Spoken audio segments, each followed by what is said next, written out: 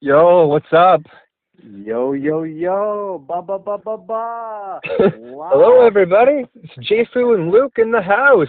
yeah, live, east of the Rockies, west of the Atlantic, north of Toronto, the big smoke from the Luke and Jeff show in Little Cottage Country, Ontario.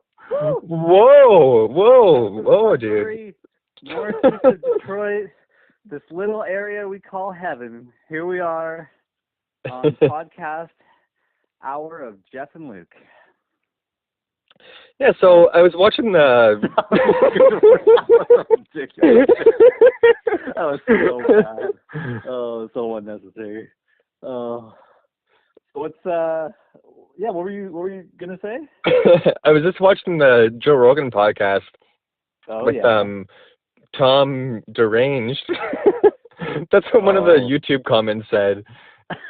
He's talking about aliens and like alien technology the whole time, and Joe was just like looking at his spaceship. He's like, okay, if that's real, the movie can suck my dick. Oh my god. And then the comments were just like Tom Deranged. But man, the stuff he was talking about I thought was pretty interesting. But he's talking about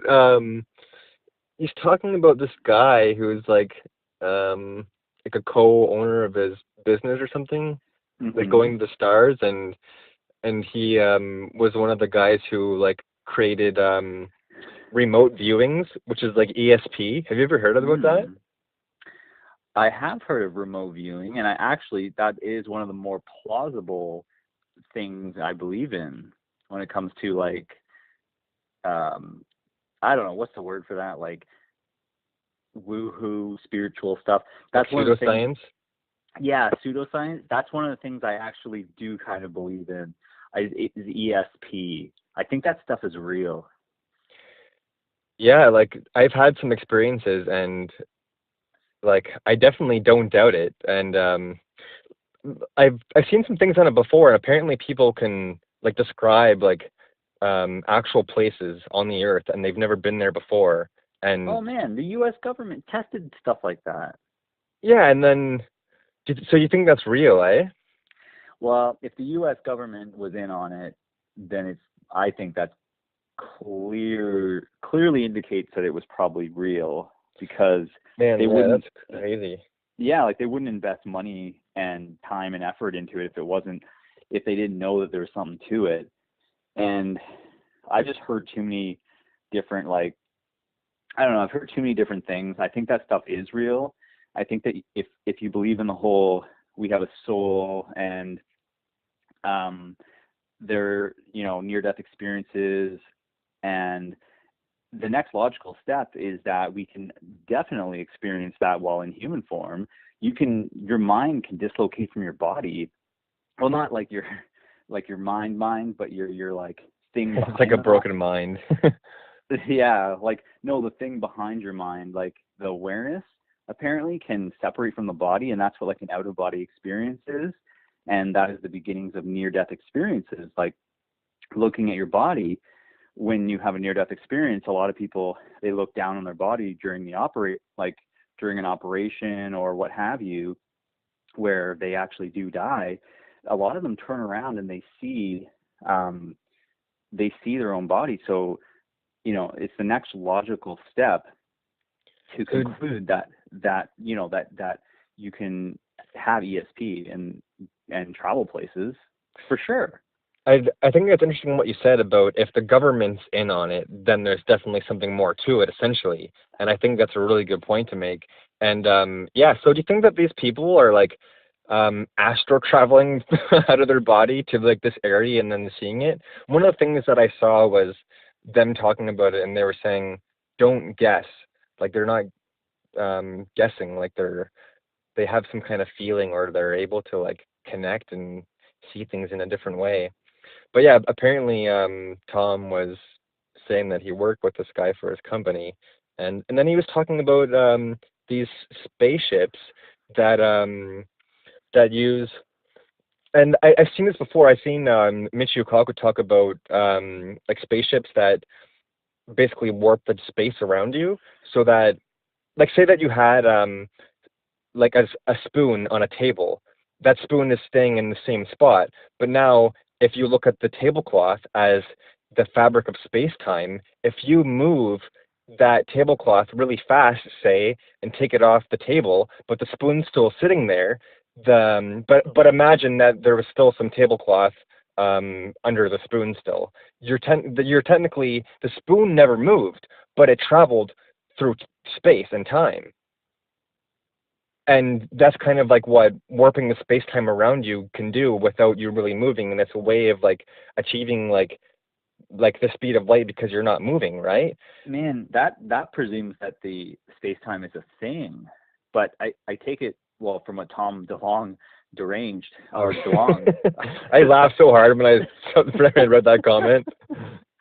Man, that was so funny. I didn't even know about that comment until you just told me now. But and I heard Tom reference that, Tom DeLonge.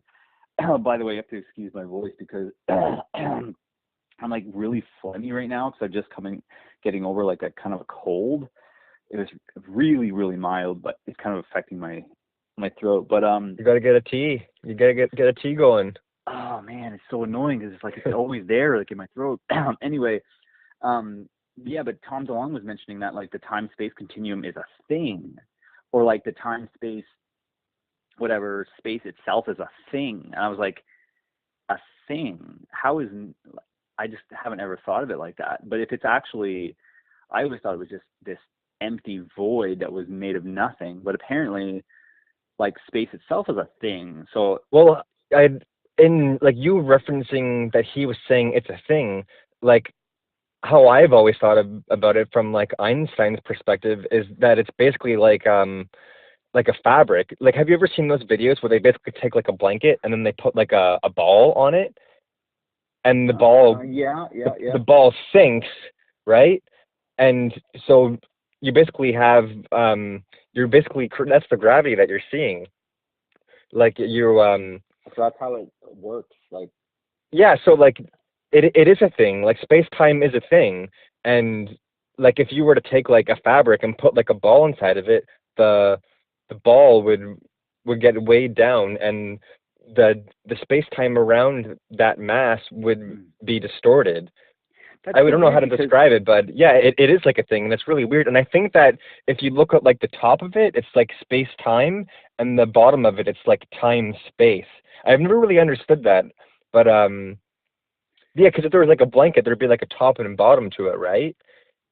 Or maybe a blanket is the closest thing to an analogy that would make sense to our minds, or like maybe it's not. Well, yeah, then that's what it is, and you can actually even do that, and then put a smaller ball and spin it around it, and it's almost like you're seeing like a moon around a planet.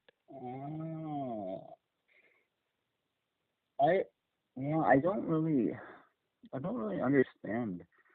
Don't really understand how space is a thing, even though you're just describing it to me like we're kind of going over it. I still don't really understand, because like it's like, okay, let's say that I want to travel from Orillia to Barrie, and that I could just walk through a shortcut, but that doesn't make sense because there's still that space and that location between the two cities. And if you take that example into space, like how do you can't like fold the air, you know what I mean? Like it's almost like, I'm just trying to think of like folding space to get from one place to another in a shorter distance. It's like folding the air from Orillia to Barrie, so it takes like half the time. Yeah, but I know what you're trying to say, because it's not there, it's like invisible, but it wouldn't be like air. It's like yeah, I know what you mean. It's really hard to think about it and try to explain it. Yeah. But it's almost like I think the tablecloth analogy is good. It's like a tablecloth. That's what space and time is, and you can move that tablecloth, but an object can stay in the same spot, but you can move through space and time by warping the space-time around you. And what he was talking about, and what he did on the podcast, is he took a piece of paper and he started folding it, and then he started. I saw that part. Yeah. Cool. Yeah, I wasn't sure. I thought you were maybe watching it live. I was watching it live, but only for like 20 minutes. And at first, I was like, yeah, this is so crazy. And I'm like, okay.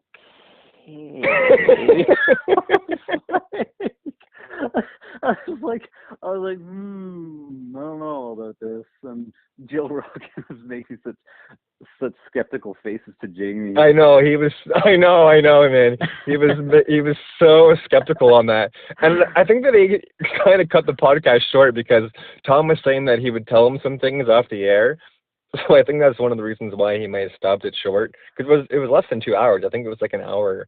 It was an hour 40 minutes. Yeah, I was gonna say an hour 40. Yeah, that's how. Yeah, it's just an hour and 40 minutes. I was like, whoa, that was a short podcast for Joe Rogan. He's like, well, I'm not gonna say it now. He's like, well, let's get off the air then. Well, don't kick me off, type of thing. He said, and then they talked about it for like, I think, like 20 minutes more, and then they were talking about it as the show was ending. It's like, okay, we're off air. Let's talk about this secret stuff that we can't tell everyone. But he was saying that he's going to let everyone know some things that his company has been working on in like a week or something like that. So, well, like I thought, yeah, I'm a little skeptical of that whole, especially the fact that his company is involved. It's like, but I thought it was really funny how Joe's like, well, like, how do you know? He's like, well, I can't tell you. He's like, oh, you can't tell me. He's like, well,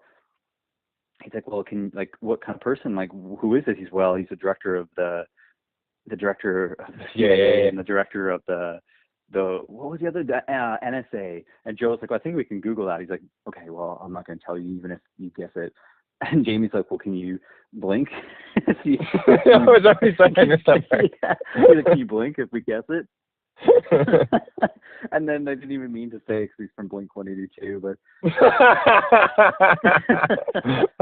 that's actually hilarious. I didn't even think about that when you mentioned that. Yeah, Jamie's like, blink if we say it, and he's like, how about I just show you my dick if you say it? Oh yeah, I've actually been saying that. That's so. Oh my god, I really don't know what to think about that podcast. That was. Yeah, because he was saying that like the people, like the scientists who are behind it, like needed his help to kind of get what they're doing out there to the public, because Tom has the connections for like social media and reaching out to the masses. And he was talking about how they didn't want to like let everyone know everything and then be overwhelmed by it. And then Tom was saying that there's like a middle road you can take, and that was his place in helping them. And yeah, so I'm gonna follow up and see what he announces, but it'll be interesting to see. Yeah, I mean, he started saying some really weird stuff too about like, he's like, you're not even gonna believe it, so I'm not even gonna say it. And Joe's like, what? He's like, Atlantis. There's a connection with Atlantis. Joe's like, oh, you mean the fallen sunken island of Atlantis? Yeah. Oh yeah. And he's like, that was like their stomping. That was like the aliens' place that they visited. And he's like, all those Greek mythology gods. Oh, I heard him mention the Greek part. Yeah. Yeah, Greek mythology gods are the aliens. Oh man, I don't even know what he's saying. The aliens. Oh, I gotta rewatch it. I had it in the background while I was doing some other things. I was like, oh my god. I was like, this is just. Oh man. Especially when he started talking about the Greek gods and. Yeah, I remember like hearing the one part with just like, yeah, if there's Greek in there, and he's kind of like nodding like aliens. Like, yeah, there's Greek. Okay, definitely aliens. Oh man, it was. So he's saying that was a legit place, Atlantis, and the aliens visited them. Something to do with Atlantis was linked to the aliens, like, and somehow we came from the aliens, and they manipulated the DNA of living animals here on Earth to produce us humans. And oh yeah, I remember him saying that he believes that, and like Joe asked him if, like what he thinks about like evolution, and I think that he said he thinks that it's bullshit. He doesn't believe in evolution. He thinks that the aliens came down, almost like what Lloyd Pye believes. Lloyd Pye is I'm not even sure if he has any like what his educational credentials are, but he actually believes the same thing that Tom DeLonge saying, and that like aliens basically came down and made us what we are today. Mm. And this Lloyd Pye guy, I remember seeing him on an interview before. He was like on a news show talking about it, and that's like the same thing that it sounds like Tom believes. That's so weird, man. Imagine if that's true. That would be so weird. That would be extremely weird if that was true. But it Which means they would be watching us and observing us, and that they'd probably be back to make like version 2.0, or I don't know what even version we would be. Well, like our little science experiment. And like Tom DeLonge did say something about he did say something during the podcast about there being a nefarious side to all this, and he's like, I don't want to get into it, or he's like, I don't really want to talk about it, but there's like a nefarious side to this too that's pretty dark. I was like, oh, would that be the whole fact of abducting and taking our DNA and making a new species? Because there's I don't just want to put this out there. I don't actually believe this, but there was a professor, I believe, from Temple University, and he I have to keep swallowing because of that my throat. But he was saying that he studied aliens and UFOs for so long, and and then he became really depressed. This professor, he's like I'm depressed because I realized that we're slowly being taken over with a human 2.0, a new human race. and it's like, and apparently that's what all these abduction things are about, because they're like taking the DNA from the new human races, or like how they want to start the new race. They're taking all the humans that they're selecting for the new race and like taking the DNA out of them. Maybe that's why they took GSP's DNA. Oh yeah, he believes that stuff too. Well, no, everyone's just making fun of him for aliens. Like he's fighting Michael Bisbing soon, November 4th, for the middleweight title. And no, sorry, it's middleweight. It's 185. November 4th still. Yeah, and GSP said that he's had some problems with time before, and he was on Joe Rogan's podcast before saying that it was aliens. Yeah, I heard that, yeah. And now that he's fighting Michael Bisbing is in an extremely lucky situation. He ended up knocking out Luke Rockhold and had, I think, a couple lucky fights, but he's good. And he has been chirping GSP so bad, and he's like, oh, the aliens, and he's like making fun of him, that like these aliens that abducted him. And but yeah, maybe that did actually happen to GSP, because he's like a super athlete. Like if the aliens wanted someone's DNA, like it would be GSP's. What's that? Yeah, I mean, I guess that's true. If they were going to pick anyone, they'll be like, oh, let's pick out these like really, really like physical specimens. But yeah, he'd be top physical specimen for sure. So this is November 4th, the fight? Yeah. Okay. Saturday. Madison Square Garden. Is that where it is? That's like a huge venue. I know, it's a huge venue. That's like one of the biggest in the States, I think. Man, it's huge, and it yeah, that's a famous venue. Like if you have anything there. Okay, I wanted to bring up a topic, a little tangent.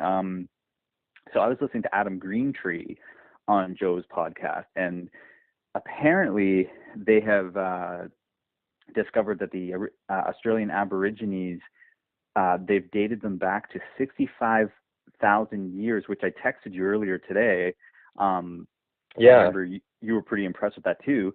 But they've somehow dated the arrival of the Australian Indigenous people to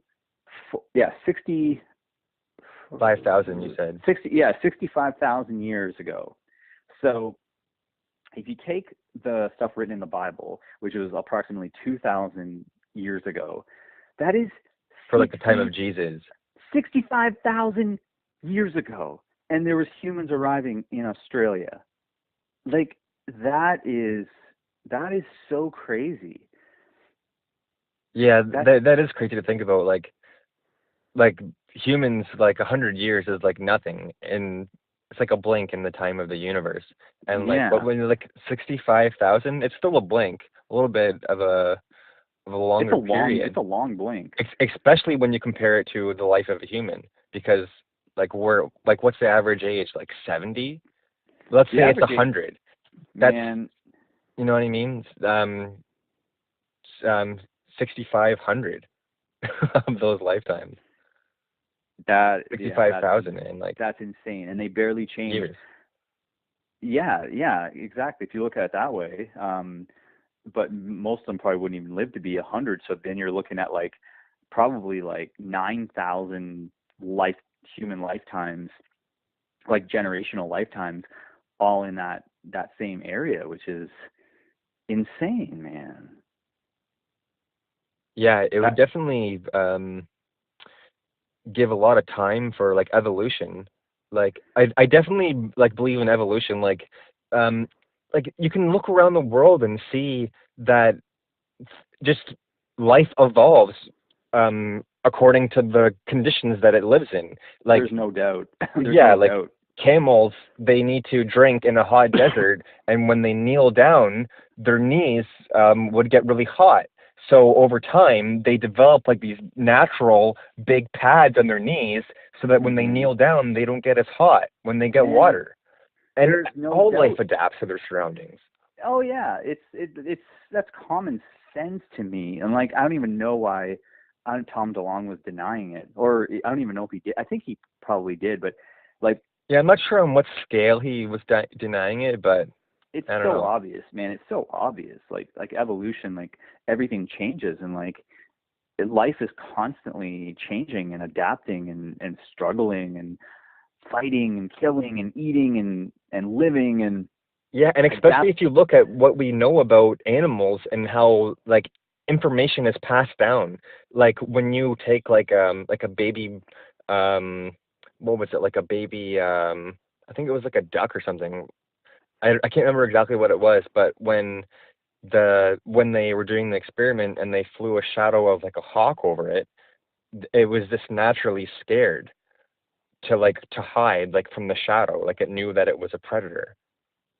That's actually, yeah, like you're right. Yeah, It's so built into their yeah, so that's just an example of just like how things are built in, and if certain things are built in to say that this one thing is, for example, hard or hurting my body, then in the next version, or then all this information is going to be taken in. Well, why don't we just manipulate the body to account for what the world is telling us it's going to be?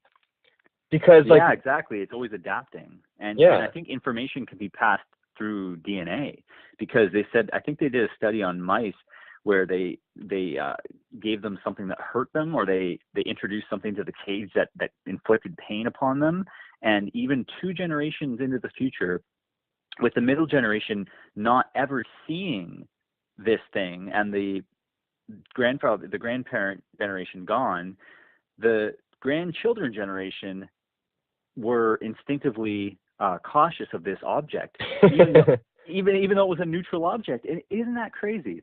yeah, that's so interesting. And I didn't see this experiment, but I'm assuming that they also took mice that weren't from the same pool and weren't afraid of the object because it wasn't passed down to them. That information wasn't passed down to them. I'm pretty sure they probably did do that. Yeah, Well, yeah, yeah, it's like just to see the sort of see the results, right? Like, yeah. So they would know, like, it's not just a fluke or whatever. That actually the mice whose grandparent generation were not exposed to this object didn't have any problem with it at all. It's just so weird, like not ever seeing it, not ever having any contact with it. They still had a caution of this thing. So that means that information is passed along in your oh yeah, DNA, it, yeah. So that's what it's passed down in. That it's like encoded into the DNA. which is it's so cool. Yeah, that is really cool. Yeah, man. Well, that was pretty good, man. I think we should call it there. Sure, sounds good. Let's get episode 4 going sometime very soon. So we'll keep you guys posted and see you in episode 4 soon. And and I should also let the listeners know that we're doing this Orillia to Barrie. Like we're not actually in the same location, which is the beauty of technology. Yes, I'm in Barrie and Luke's in Orillia. But we will have to do maybe a video podcast one of these days. But let's sure. Let's pump out these podcasts. Episode 4. Let's do it, bro. All right. Bye, everybody. Okay, bye. Bye. See ya.